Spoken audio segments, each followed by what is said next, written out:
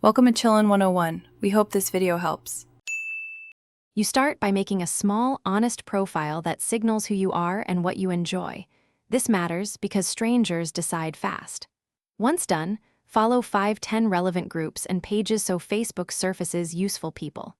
Then search mutual friends, past classmates, co-workers, or local hobbyists and compile 10-20 names to contact.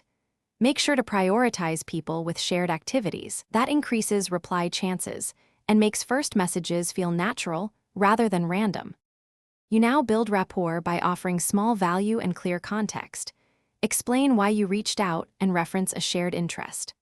Once you comment on their posts with helpful insight or a question, they notice you, and that organic visibility beats cold ads.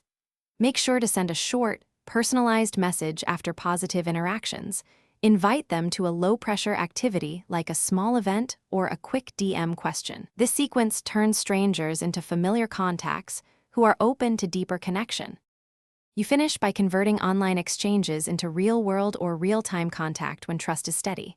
Suggest a short call, coffee, or collaborative activity to cement the bond.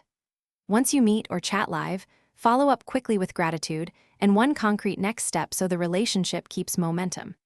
If someone goes quiet or blocks you, pause for 1 to 2 weeks and then either send a brief, respectful follow-up or reconnect through a mutual friend. That reduces pressure and protects your reputation.